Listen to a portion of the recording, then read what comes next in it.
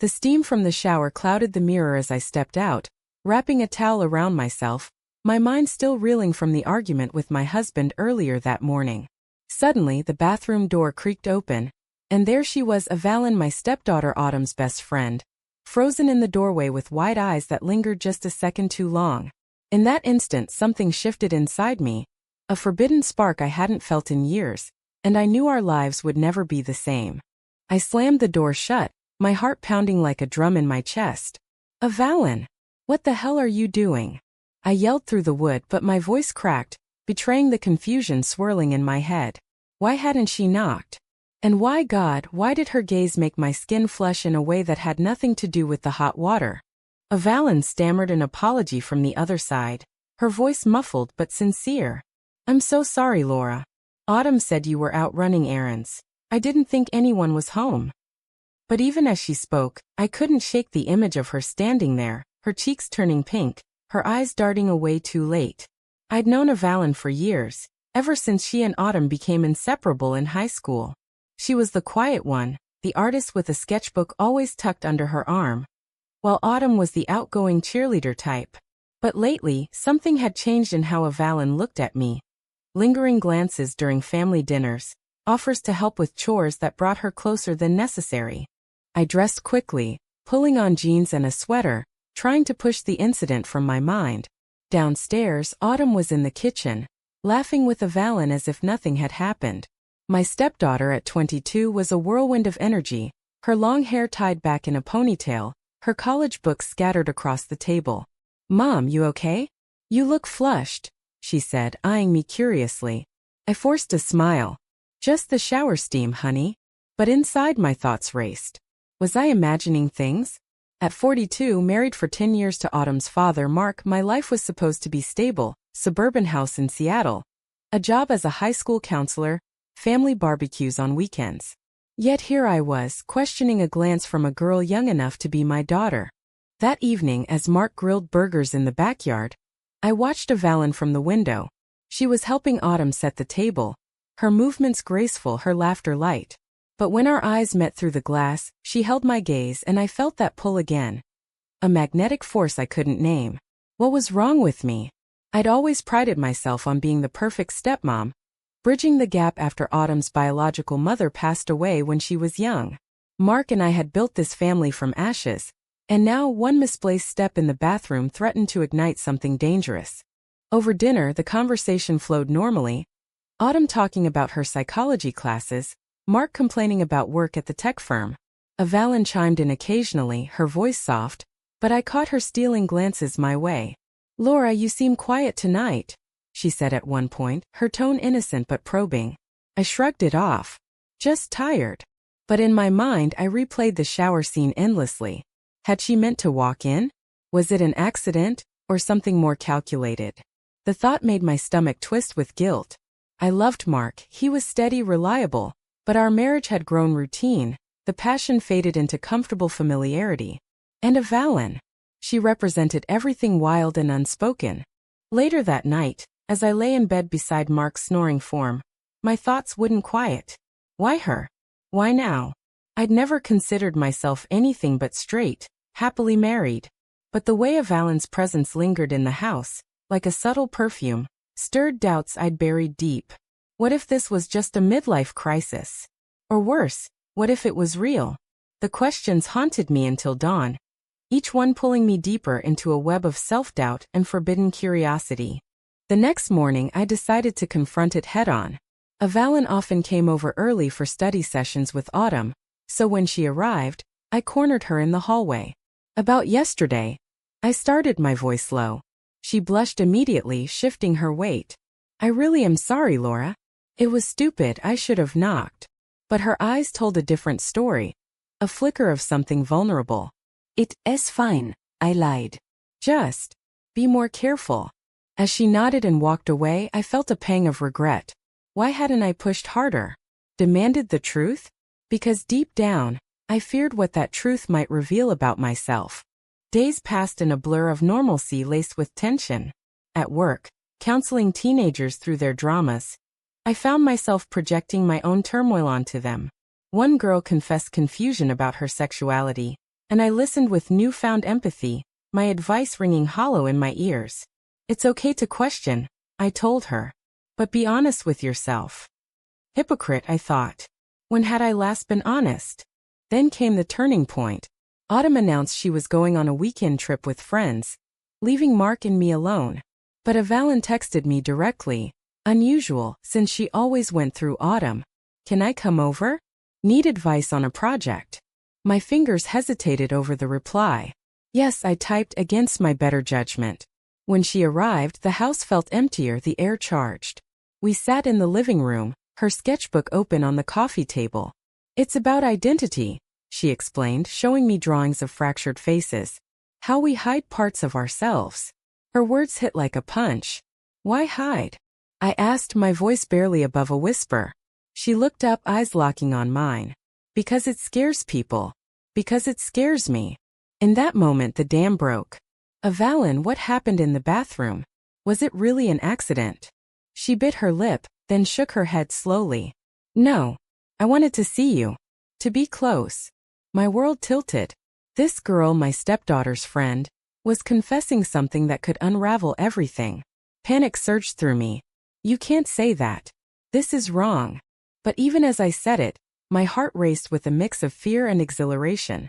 What had I just invited into our lives? As she left, her parting words echoed. Think about it, Laura. You're not as straight-laced as you pretend. Alone in the house I paced, my mind a storm of conflicting emotions. Guilt over Mark, worry for Autumn, shame at my own desires. Society's voice whispered in my ear, what would people say? A woman my age with a girl like her? It was taboo, immoral. Yet the pull was undeniable. That night I dreamed of her touch, waking in a sweat, the sheets tangled around me. The choice loomed. Ignore it and preserve the facade, or explore and risk destruction. Little did I know the real storm was just beginning. The days following Evelyn's confession blurred into a haze of avoidance and stolen moments. I threw myself into work, staying late at the school, counseling kids on their futures while ignoring my own crumbling present. But every evening when I returned home, the house felt like a pressure cooker, with Autumn oblivious and Mark distant as ever. You seem off, he said one night over dinner, his fork paused midair. I forced a laugh. Just work stress. But inside I was screaming. How could I tell him that our stepdaughter's friend had ignited a fire in me that I couldn't extinguish? Evelyn didn't back off. She found excuses to be around, dropping off notes for Autumn, lingering after study sessions. One afternoon as Autumn napped upstairs, Evelyn cornered me in the kitchen. We need to talk, she whispered, her hand brushing mine as she reached for a glass. The contact sent electricity through me. There's nothing to talk about, I hissed, pulling away. But my resolve wavered. Please, Laura. I know you feel it too. Her eyes pleaded, and for a second, I saw the vulnerability beneath her confidence, the fear of rejection from a world that didn't understand. That night, alone in my study, I Googled it all. Late-blooming lesbians, age gap relationships, societal stigma. The articles painted a grim picture. Families torn apart, judgments from friends, internal battles that left scars. Was this me? Had I been living a lie all these years? Memories flooded back. Crushes on girls in college dismissed as admiration. The dissatisfaction in my marriage chalked up to routine. Evelyn had cracked open a door I'd nailed shut, and now the light poured in, blinding and terrifying. The first real crack in the facade came at a family gathering. Mark's sister hosted a barbecue, the kind where everyone pretends to be picture perfect. Autumn brought Evelyn along as usual. Amid the chatter, Evelyn and I ended up alone by the grill. I can't stop thinking about you, she murmured. My heart hammered. Stop. Someone will hear. But her proximity was intoxicating. When Autumn called her over, relief washed over me, mixed with disappointment. What was I becoming? A cheater? A destroyer of lives? Guilt gnawed at me constantly. Mark deserved better. He'd been my rock after his first wife's death, helping me integrate into Autumn's life. And Autumn, God, if she found out, it would shatter her. She idolized our family unit, the stability we'd fought for. Yet, the more I resisted, the stronger the pull grew. Late nights I'd stare at my phone, tempted to text Evelyn. One evening I gave in. We can't do this. Her reply came instantly. But we already are. She was right. The emotional affair had begun, invisible threads binding us. Then, the inevitable confrontation with myself. In the mirror, I saw a woman divided, loyal wife on one side, yearning soul on the other. Who are you? I whispered. The answer eluded me, but the pain didn't. Headaches plagued me, sleep evaded. At work, a colleague noticed. Laura, you look exhausted. Everything okay at home? I nodded, but the lie burned. How long could I keep this up? Evalyn pushed boundaries further. She invited me to her art show downtown, under the guise of supporting a friend. Autumn's coming too, she said, but when I arrived, Autumn texted she was sick. Alone with Evalyn amid the canvases depicting raw emotion, I felt exposed. This one's for you, she said, pointing to a painting of two figures entwined in shadow. It represents hidden love. Tears stung my eyes. Evalyn, this has to stop. I'm married. She stepped closer. Are you happy? The question pierced me. No, I wasn't. But admitting it meant betrayal. We left separately, but her words echoed. That night, Mark sensed something. You're distant, he accused in bed. Is there someone else? Panic seized me. No. Of course not. But the denial felt like ash in my mouth. He rolled over, hurt unspoken. I lay awake weighing the costs. Stay and suffocate or leave and devastate. Society's expectations loomed. Divorce at my age, coming out as lesbian? Friends would whisper, family would judge. And Autumn? She'd never forgive me. The tension escalated when Autumn confronted me about my moodiness. Mom, what's going on? You're acting weird around Evalyn. My blood ran cold. Had she noticed? Nothing, sweetie. Just tired. But her eyes narrowed. You sure? She mentions you a lot lately. I brushed it off, but inside alarm bells rang. The web was tightening, secrets threatening to spill. In a moment of weakness, I met Evalyn at a coffee shop far from home. We have to end this, I said firmly. But as we talked, layers peeled away. She shared her own struggles, coming out in high school, rejection from her conservative parents, finding solace in art. You're the first person who sees me, she confessed. Empathy surged. My own childhood flashed. Strict parents enforcing norms, suppressing any deviant thoughts. Was this my chance at authenticity? Or selfish destruction? As we parted, her hand lingered on mine. Choose yourself, Laura. Back home, Mark was waiting with dinner, oblivious. But the guilt crushed me. That night I cried silently, the weight of impending choices suffocating. Little by little the facade cracked, and I knew a reckoning was coming. One that would force me to pay dearly for my truths. The storm hit full force when Autumn discovered our texts. I'd been careless, leaving my phone unlocked on the kitchen counter while I stepped out to the garden. She wasn't snooping, at least that's what she claimed, but the notification from Evalyn popped up. Miss you already. Autumn's face was ashen when I returned. Mom? What the hell is this? She thrust the phone at me, her voice trembling with betrayal. My world shattered in that instant. Autumn, it's not what you think, I stammered, but the lie died on my lips. She scrolled through the messages. Innocent at first, then laced with emotion. You're with my best friend? How could you? Tears streamed down her face, her trust crumbling before my eyes. I reached for her, but she recoiled. Don't touch me. Does Dad know? The question hung like a guillotine. No, he didn't. And now everything would unravel. Mark came home to chaos. Autumn screamed the details, her words a barrage of hurt and anger. Your wife's cheating on you with Evalyn. Mark's face drained of color, his eyes turning to me in disbelief. Laura? Tell me this isn't true. I collapsed into a chair, the weight of my secrets too heavy. It's complicated, I whispered. But complications didn't excuse betrayal. He stormed out, slamming the door, leaving me with Autumn's accusing glare. You're supposed to be my mom. How could you do this to us? Her pain cut deeper than any knife.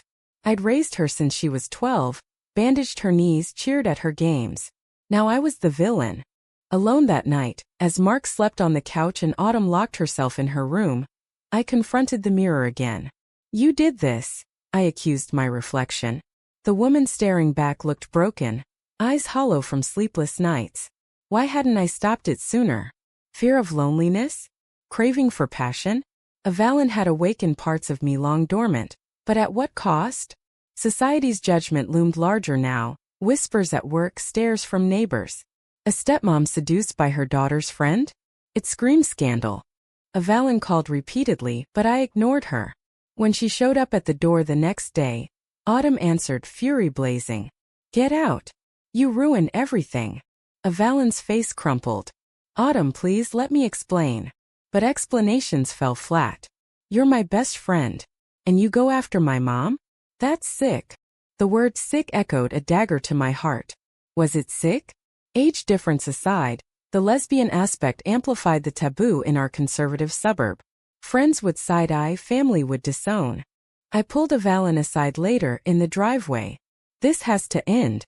Look what we've done. Tears welled in her eyes. I love you, Laura. I didn't mean to hurt anyone. Love? The word terrified me. Did I love her? Or was it infatuation, a rebellion against my stale life? Go, I said, my voice breaking. As she drove away, a piece of me left with her.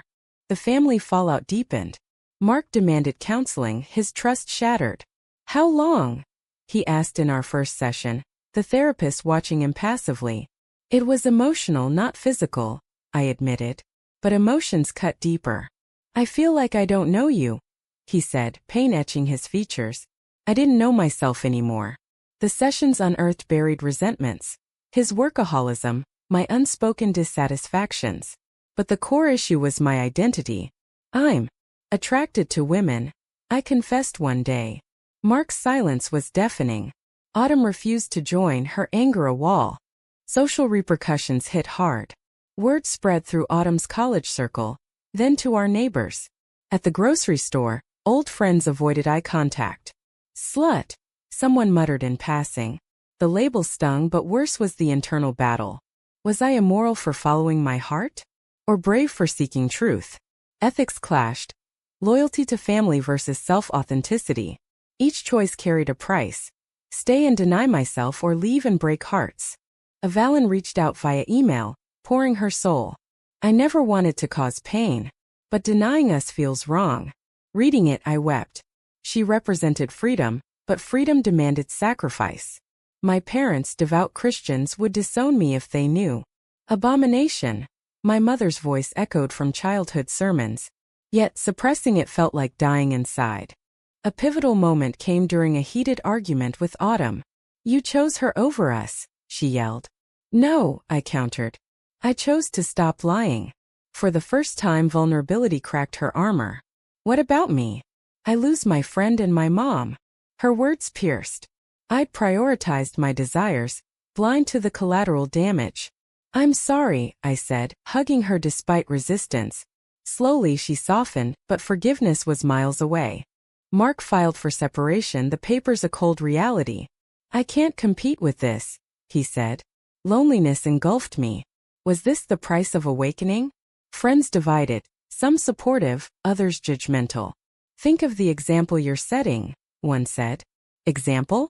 Of honesty or recklessness? The moral gray area tormented me. In quiet moments, I reflected on society's double standards. If Avalon were a man, would the outrage be less? But lesbian love, especially intergenerational, invited scorn.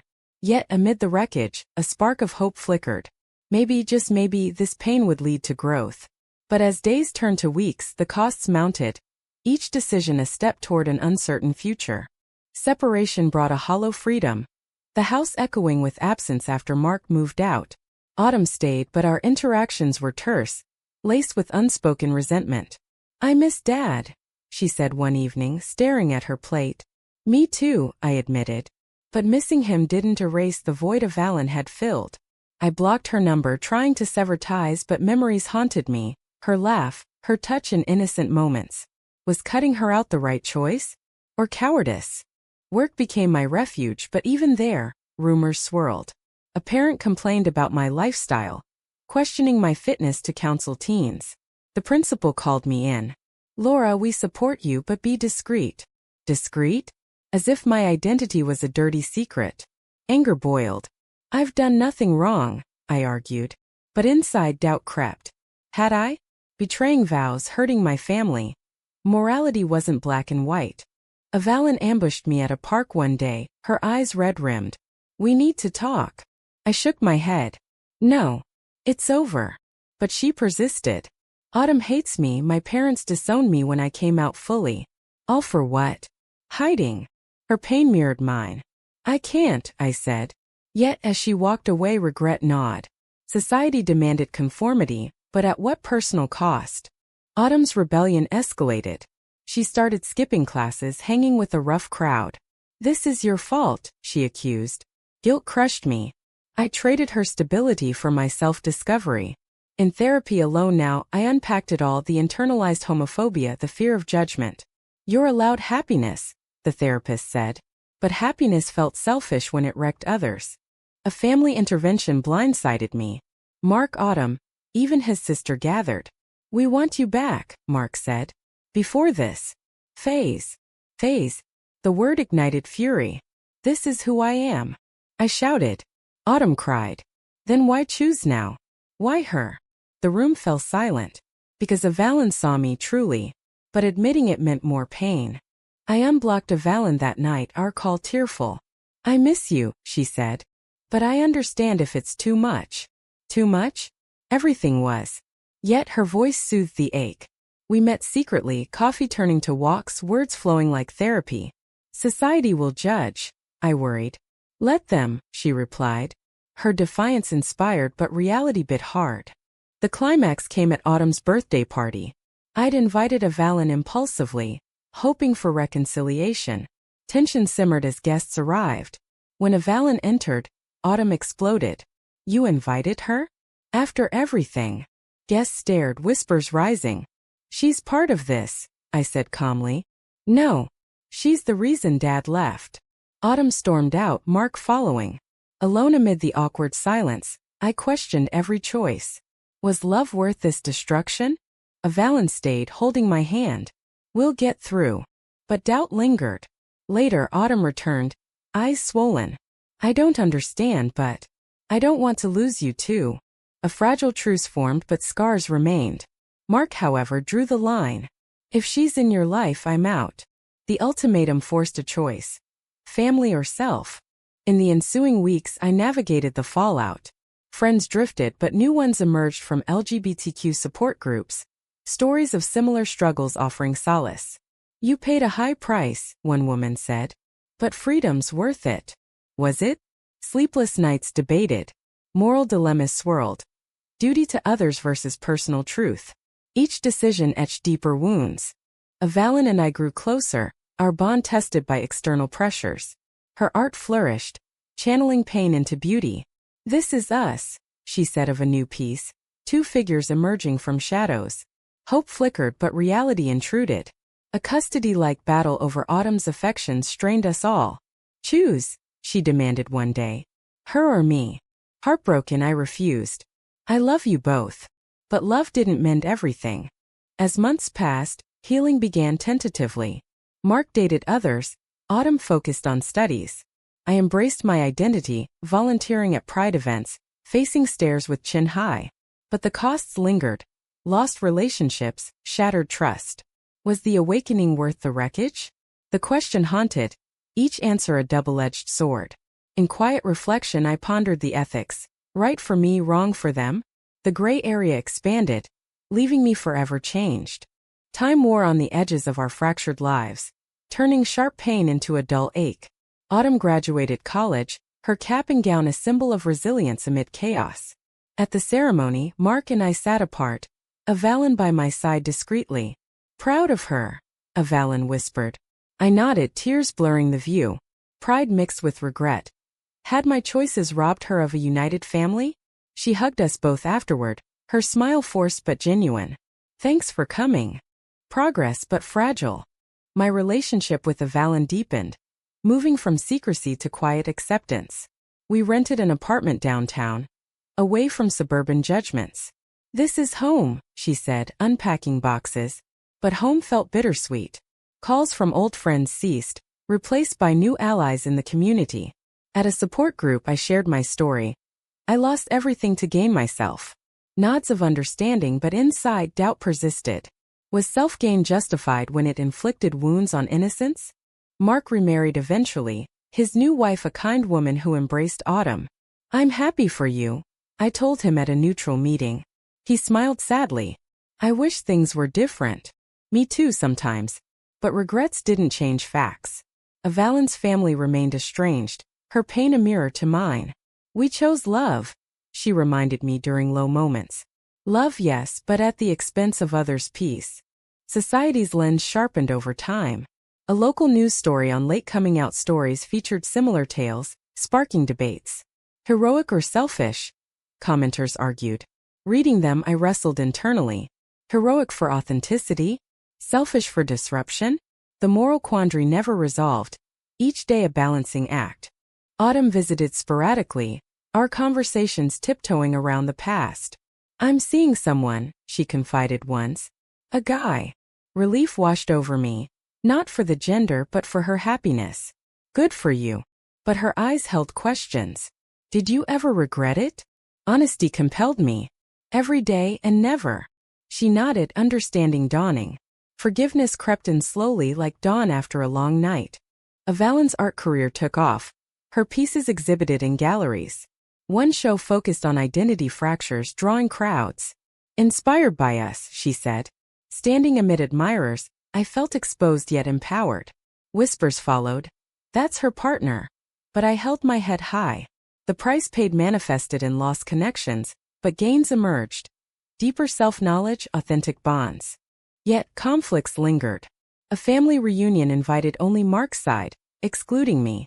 "They don't accept," Autumn explained apologetically. Hurt flared. "It's okay, I lied." But it wasn't. Society's prejudices reinforced isolation, forcing constant defense. Was the fight worth it? Evelyn thought so. We're paving the way. For whom? Future generations perhaps, but at personal cost. In quieter times, I reflected on the journey. From that shocking bathroom encounter to this new reality. Choices cascaded like dominoes, each one a trade-off. Betrayal for truth, pain for growth. Ethics debated endlessly. Right to pursue happiness, wrong to harm others. The scales tipped daily. As years blurred, Autumn married, inviting us all. At the wedding, Mark and I exchanged civil words, Evelyn by my side. "Family," Autumn toasted, her eyes inclusive, healing tentative but real. Yet undercurrents remained, unspoken resentments, lingering scars. Looking back, the awakening brought liberation laced with loss. Evelyn and I built a life, resilient against odds. But the question persisted. In chasing personal truth, did I cross an unforgivable line? Or was it the only path to wholeness? The answer eluded, leaving room for debate. Was it right to prioritize self-discovery over family stability? Or does duty demand sacrifice of one's true identity?